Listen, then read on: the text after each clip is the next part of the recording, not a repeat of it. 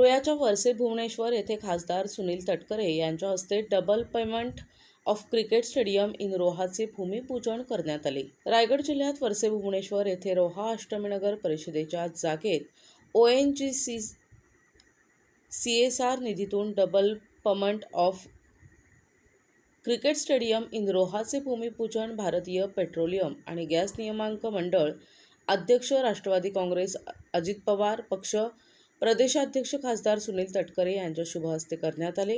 यावेळी त्यांच्या समवेत राष्ट्रवादी काँग्रेस प्रदेश सरचिटणीस विजयराव मोरे, विनोद भाऊ पाशिलकर, सुरेश मगर, संतोष पोटफोडे, समीर छेडगे, सरपंच रामा म्हात्रे, अमित मोहिते, नरेश पाटील, मुख्याधिकारी अजय कुमार एडके, संबंधित अधिकारी वर्ग, राजू जैन, मयूर दिवेकर, महेश कोल्हटकर, रवींद्र चाळके, ॲडव्होकेट हर्षद साळवी, नरेश पडवळ आदींसह बहुसंख्य रोहेकर क्रिकेटप्रेमी वरसे ग्रामस्थ उपस्थित होते।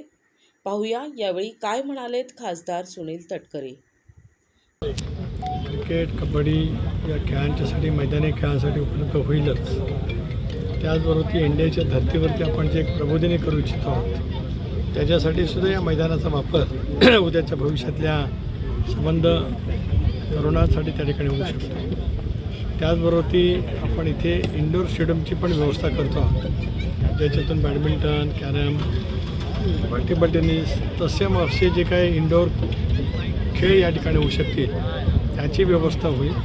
पण माझ्या मनामध्ये इथे क्रीडा प्रबोधिनी करण्याची अधिक गरज आहे। त्याच्यामुळे कबड्डीचे 2 मैदानं होणार आहेत। त्याच्यामुळे जसं आज प्रो कबड्डी खेळली जाते त्याच्यामध्ये अर्जुन अवॉर्ड विजेते अशोक शिंदे माझे सहकारी आहेत, ते आज बिर्लासाठी क्रीडा एक तज्ज्ञ म्हणून त्या ठिकाणी काम करतात। त्याच्यामुळे त्यांचा संघ प्रो कबड्डीमध्ये अतिशय उत्तम पद्धतीची भूमिका बजावतो।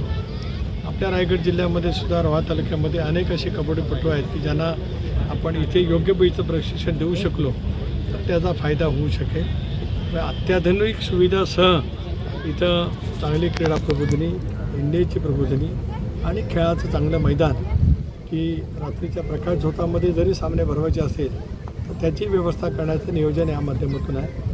पहिल्या टप्प्यामध्ये 7.5 कोटी मिळाले, पुढच्या टप्प्यामध्ये सुद्धा एप्रिल-मे महिन्यामध्ये पुन्हा तेवढा एक निधीचा टप्पा मिळेल, पुन्हा एकदा ऑक्टोबर-नोव्हेंबरमध्ये मिळवण्याचा प्रयत्न राहील, जेणेकरून रायगड जिल्ह्यातले अतिशय उत्तम पैचं क्रीडा संकुल या परिसरामध्ये उभं राहील। प्रतिनिधी नरेश कुशवाहा, NTV न्यूज मराठी, रोहा, रायगड।